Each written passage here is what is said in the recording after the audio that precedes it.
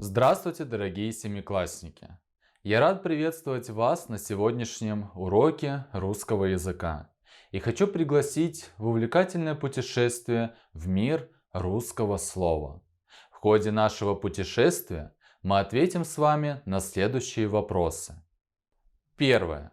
По каким критериям распределяются слова по классам, частям речи? Второе. Каковы особенности правописания имен существительных, прилагательных, местоимений? Третье. Каково значение слова «аристократ» и в каких случаях говорят «готовь сани летом, а телегу зимой»? Четвертое. Какая история происхождения слов «халатный», «врач», «друг»? А начнем мы с вами, как обычно, с традиционной рубрики «Слово дня». И сегодняшнее наше слово – аристократ. Аристократ имеет два значения. Первое. Человек, принадлежащий к высшему слою родовой знати. Второе. Это тот, кто отличается аристократизмом, то есть изысканностью и утонченностью манер. Давайте приведем пример предложений с этим словом. Этот аристократ был из старинного и прославленного рода. Здесь аристократ употреблено в первом значении. Во втором значении пример наш трезор аристократ ест только из своей миски. Давайте приведем синонимы к слову аристократ. Синонимами будут слова знатный, титулованный, родовитый. Антоним к слову аристократ – простолюдин. Советский и российский лингвист Лев Алексеевич Новиков писал: слово в речи обладает способностью обобщать и в то же время обозначить индивидуально неповторимое. Как вы понимаете слова лингвиста? Весь окружающий мир, все увиденное, услышанное, прочувствованное мы можем объяснить словами. Новиков говорит о том, что есть слова, которые обозначают отвлеченные понятия. Например, когда мы говорим слово «мебель», мы сразу представляем несколько предметов. К примеру, стул, стол, шкаф, диван и так далее. Поэтому особенность и волшебство в том, что мы можем, используя слова, передавать отвлеченные понятия. То есть те, которые мы не можем увидеть, но прекрасно себе представляем. И в то же время словами мы можем назвать конкретные предметы, отражающие действительность, то есть те, которые мы можем с вами потрогать. А теперь давайте рассмотрим это высказывание с точки зрения грамматики. Подумайте и скажите, какое это предложение по структуре, и составьте его схему. Внимание на слайд.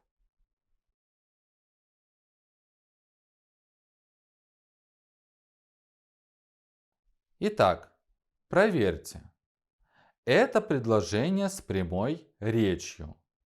Слова автора советский и российский лингвист Лев Алексеевич Новиков писал.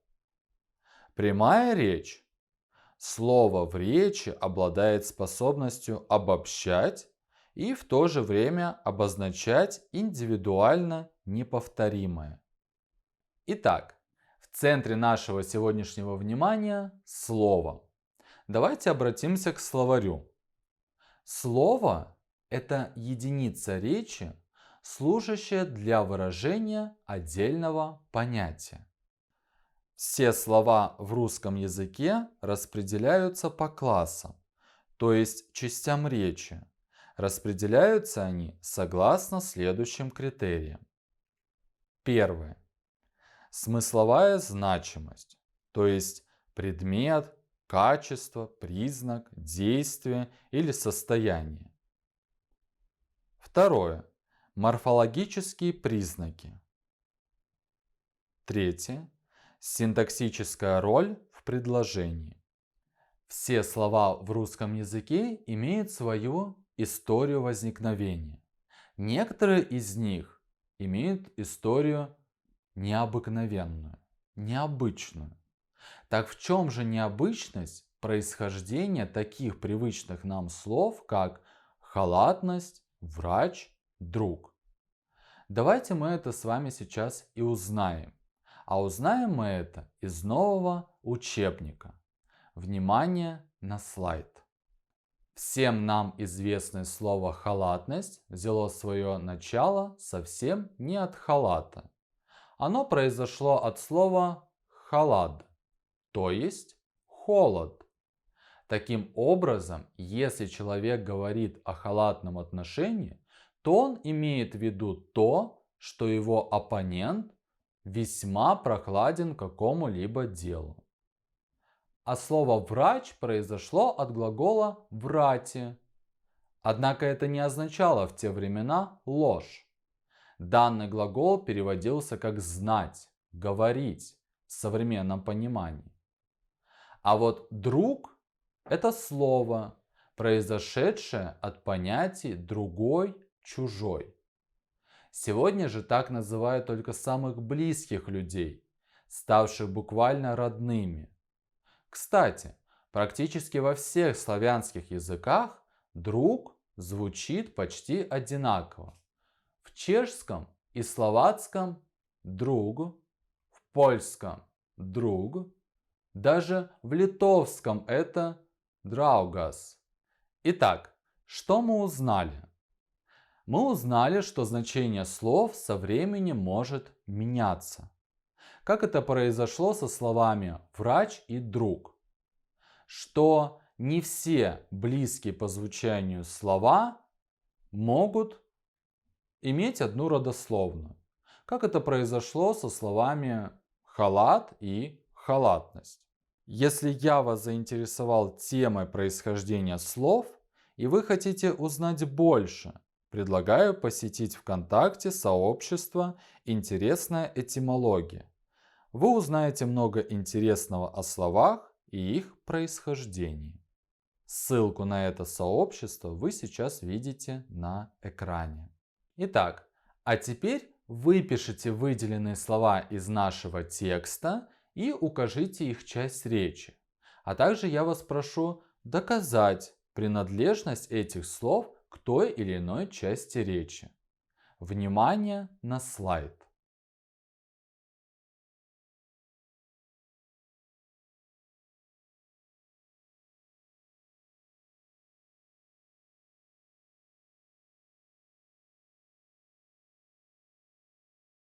Проверьте. Человек – это имя существительное. Современно – имя прилагательное. Всех – местоимение. Начнем с постоянных признаков имени существительного. Существительные бывают одушевленные и неодушевленные. Определим эту категорию по вопросам «кто», «что». В данном случае человек кто? Одушевленное. Следующая категория – род. В русском языке их три. Мужской, женский, средний. Мужской род – человек. Склонение имен существительных. К первому склонению относятся существительные мужского рода и женского рода, которые оканчиваются на «а», «я», например, ручка, книга, дядя. Ко второму склонению относим мужской и средний род с нулевым окончанием или «о», «е». Язык, человек, людей, слово.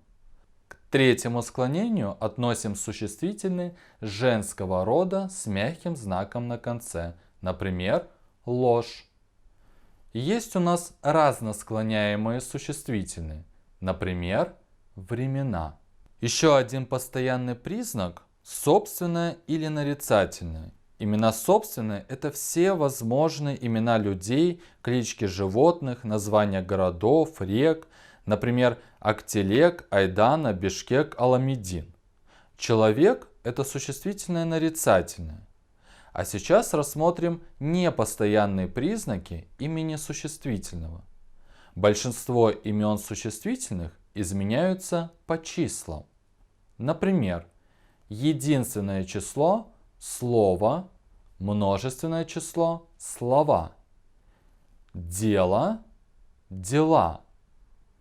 И важно для нас сегодня – человек во множественном числе – люди. Человек-люди – такое языковое явление, когда формы одного и того же слова имеют разные корни, называется суплетивизмом. Иногда говорят, что слово «люди» не имеет формы единственного числа. Также имена существительные изменяются по падежам. Например, именительный падеж есть кто?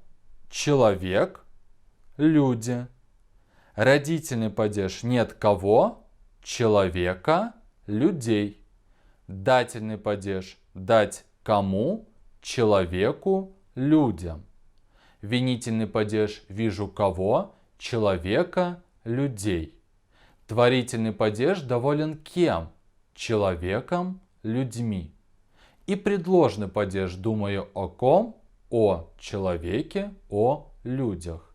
В предложении имена существительные могут быть подлежащим, сказуемым, дополнением или же обстоятельством. Рассмотрим предложение из нашего текста. Если человек говорит о халатном отношении, то он имеет в виду то, что его оппонент весьма прохладен к какому-либо делу. В данном предложении несколько имен существительных, и они являются человек подлежащим, отношение дополнением, оппонент подлежащим и делу дополнением. Итак, вот он портрет имени существительного человек. Внимательно посмотрите на слайд и зафиксируйте себе на телефон.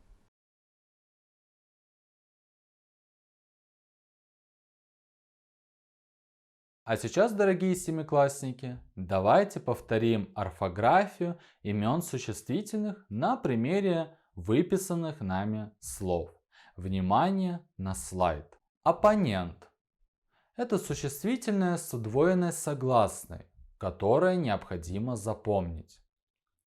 От халата, об отношении, виду, от глаголов, понимание, от понятий – это существительные с предлогом пишутся раздельно. Ложь – это существительное женского рода третьего склонения. Времена – это разносклоняемое имя существительное, суффикс «ен». Об отношении в понимании – это существительные на «ие» в предложном падеже, которые имеют окончание «и». Имя прилагательное согласуется с существительным в роде, числе и падеже. Имя прилагательное – это огромная поляна, на которой можно найти все. От цвета, запаха, вкуса до разнообразных веществ, таких как деревянный, стеклянный, каменный. От характера человека, например, волевого, до явления окружающей действительности.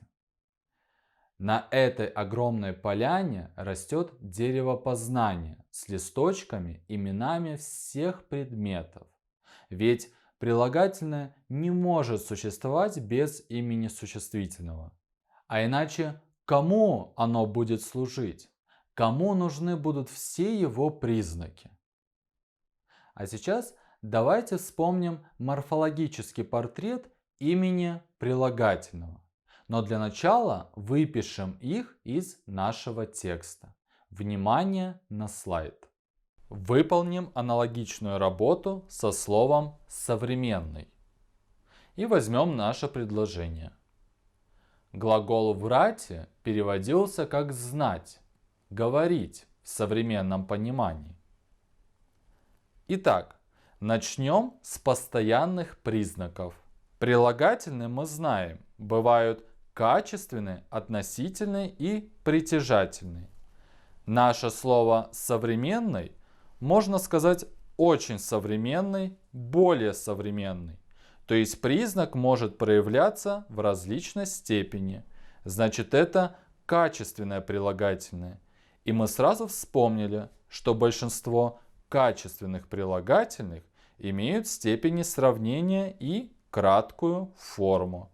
Это непостоянные признаки. Есть у прилагательного степени сравнения. Сравнительная и превосходная. Сравнительная степень более современный или же современнее. Превосходная степень самый современный. Краткая форма современен. Все имена прилагательные изменяются по родам, числам, падежам. Их мы определяем по имени существительному. Наше прилагательное согласуется со словом «понимание». Выпишем это словосочетание. Поставим существительное в начальную форму и определим его род, число. Следовательно, и прилагательное у нас будет среднего рода в единственном числе. О форме какого падежа стоит прилагательное? Давайте просклоняем наше словосочетание. Именительный падеж.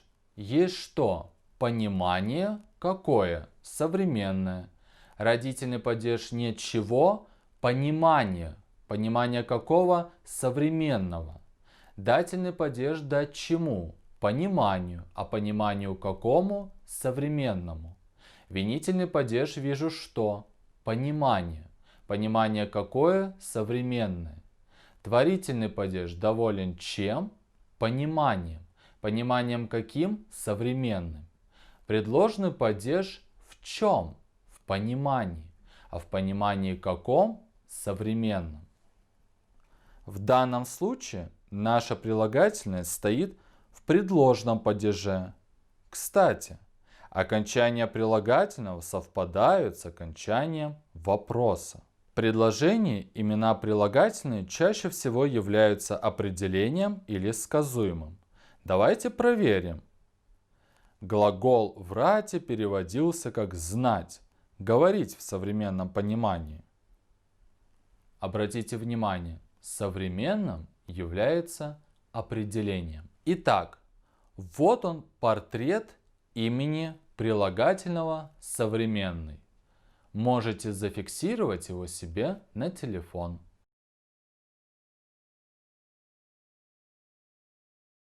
Все рассмотренные нами прилагательные являются простыми, но бывают прилагательные и сложными. Давайте рассмотрим, как пишутся сложные прилагательные. Внимание на экран. Итак, в каких случаях сложные прилагательные пишутся слитно? Первое. Когда они образованы от словосочетаний. Например, темноволосый, то есть темные волосы. Машиностроительный, то есть строит машины. Второй случай. С первой частью числительное. Например, трехлетний ребенок или 40-летний мужчина. Сложные прилагательные пишутся через дефис в следующих случаях. Первое. Равноправные слова или можно поставить союз «и». Например, научно-исследовательский институт. Мы можем поставить союз «и». Научный и исследовательский. Англо-русский словарь. Можем поставить союз «и». Английский и русский. Второе. Оттенок цвета. Например, желто-голубой или темно-синий. Третье. Образован от существительного с дефисом. Например, северо-западный образовано от существительного северо-запад.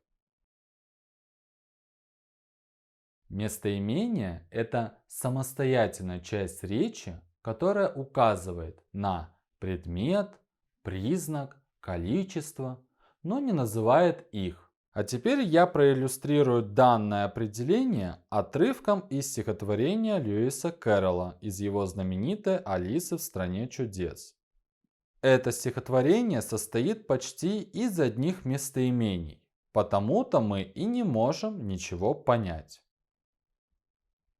Я говорил ему о ней, с ним вместе уходя. Я все-таки его умней, хотя боюсь дождя. Он обо мне шепнул ему, но все это вранье. Они-то знают, почему вступились за нее. Дорогие семиклассники, местоимения живут большими семьями. Давайте вспомним эти семьи. Разряды местоимений. Личные, возвратные, вопросительные, относительные, неопределенные, отрицательные, притяжательные, указательные, определительные.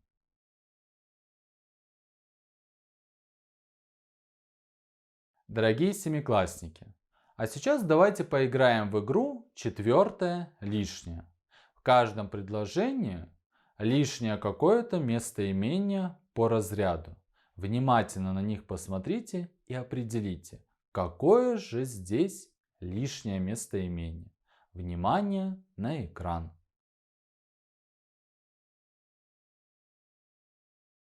Проверим. В первой строчке лишнее местоимение «мы», так как оно личное. Во второй строчке «себя» возвратное. В третьей «никто» отрицательное. Четвертое «тобою» личное. Думаю, мы без труда составим портрет местоимения, которое вы нашли в тексте. Кстати, практически во всех славянских языках друг звучит почти одинаково. Итак, местоимение. Вы видите морфологический портрет местоимения «весь». Зафиксируйте его себе на телефон.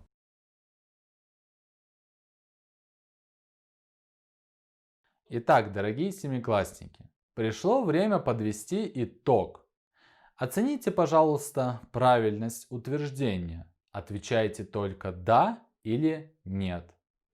Внимание на экран. Первое. Имя существительное, имя прилагательное, местоимение – это служебные части речи. Второе. Все сложные имена прилагательные пишутся через дефис. Третье. Слово «халатность» взяло свое название от слова «халат». Четвертое. Слово «весь» – это местоимение определительное. И пятое. Прилагательные делятся на 3 разряда – качественные, относительные и притяжательные. А теперь домашнее задание. Запишите его или же сфотографируйте на телефон. Внимание на экран. Сделайте морфологический разбор любых 3 слов изученных частей речи. Имя существительное, прилагательное, местоимение. Планы морфологического разбора мы с вами повторили, но еще вы всегда будете иметь их под рукой, если сделаете закладку в браузере. Вот страничка, адрес, который указан на слайде.